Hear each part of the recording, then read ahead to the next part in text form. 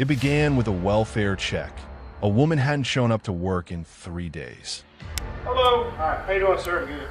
Have you seen her from your neighbor? No, not today. When police arrived at Roa Aldenun's apartment, the air told a story long before the door did. A faint, sour stench like something rotting.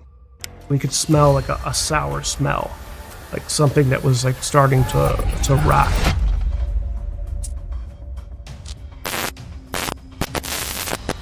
Roa was a 24-year-old single mom, hardworking, quiet, reliable, which made her absence alarming.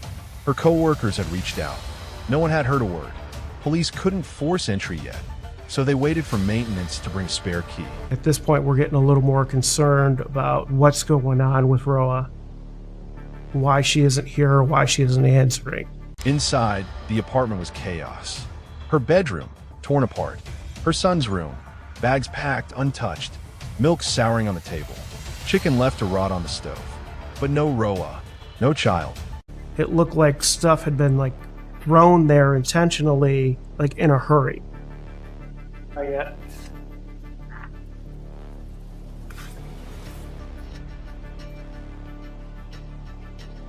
I mean, it didn't look like anything was packed in her room as opposed to her child. Where there was a packed bag on the bed and a bunch of clothes on the bed. Nothing pointed to where she'd gone. No signs of violence. No blood. No note. It felt like something or someone had pulled her out of her life mid-step. Officers spoke with co-workers. One name stood out. Hamza, a close friend. Maybe more. Because he's like, I have a lot of friends that comes in, like family friends, and sometimes he comes in, he just creeps and stuff like that. I had asked him, when was the last time you had seen Roa or spoken to her? And it was surprising to me when he answered, it was Sunday, October 16th, which was the same night she was reported missing. But Hamza had been the last to see her. October 16th, they smoked hookah. She seemed nervous, kept checking the peephole. Then at 6:35, I told her that I have to leave. And I was gonna leave. And then she wanted to check from the little thing by the door. And he's there, because sometimes he gets sent. And he was there. He meant Fad Muhammad, her ex-husband. Roa had a protection order against him. Still, he followed her, watched her, intimidated her. We're going to arrest you. You violated your temporary protection order. Yes. So you're under arrest. Okay? Do you have any weapons, anything sharp, knives? No. On October 25th, Fad was taken into custody. Calm, unbothered. Said Roa dropped their son off at his house the night she vanished. She came to my house. Why did she come to your house? She dropped off. Did she tell you where she was going? She was going to Michigan, to Detroit. حفلة كانت Function, like a party. قالت لي ثاني يوم أنا جاي. And she said that she would be right back the following day. That story made no sense. Why would she leave her son with the man she feared? The man she was legally protected from? Then detectives found something odd. Hamza said they smoked hookah that night, but the hose was missing. The device couldn't have worked. And that you went there to smoke hookah? Yeah. Did you bring a hookah? She has her own hookah. Okay, and describe it to me. It's a two-piece. Like a bowl, and then it goes a metal piece, and then it goes the head. And then it goes a hose. So, the hose? Yeah. We've been to her apartment. I found the hookah, but I didn't find the hose. And I didn't find a mouthpiece. So I'm just trying to figure this out. That crack in Hamza's story didn't make him guilty, but it made him suspicious. He passed a polygraph. Not enough to charge him. Phone records gave detectives their next lead. A call made near Roa's apartment during the disappearance. It led to another man, Omar Sami, a friend of Fad's. He came down. They went to a convenience store to bring some cigarettes. Amar said that the two part ways, and Amar said that he went to Walmart.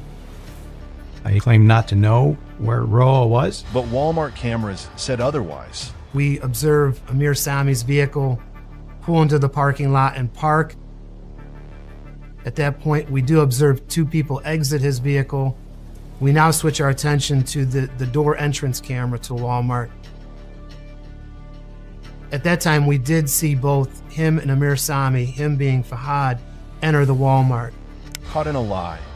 And at that point, we observed Fahad remove a 6-foot digging shovel from the rack, and both him and Amir Sami then proceeded to the checkout registers. Omar claimed memory issues, but it was too late. He was arrested for obstruction. Still no Roa.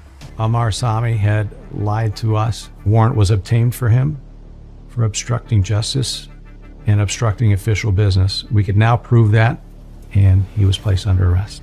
The breakthrough came from inside the jail. A fellow inmate called the tip line. His cellmate? Fad. My partner and I went to the county jail and picked this inmate up. And then he told me he has a map drawn, allegedly by Fahad. What is this right here? First, you want me to tell you why he drew that? He wanted me to move my body. Where Fahad had buried Roa. That map took agents to a remote park.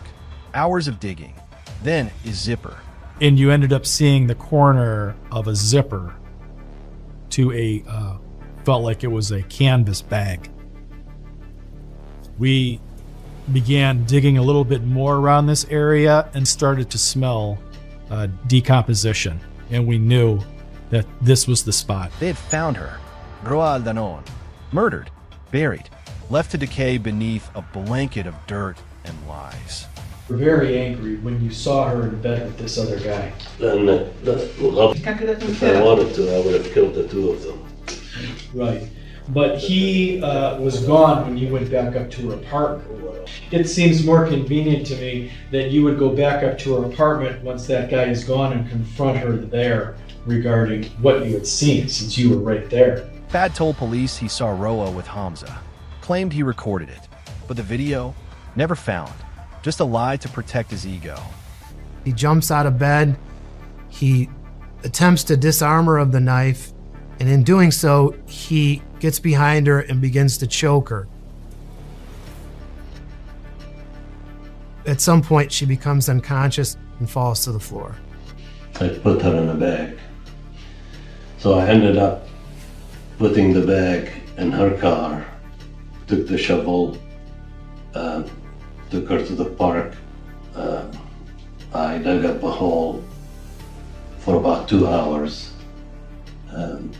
buried her. He claimed self-defense, said she had a knife, but no one believed that, especially not with his son, a toddler, in the home, likely a witness to it all. January 18th, 2018. Fad pled guilty to involuntary manslaughter, kidnapping, and burglary.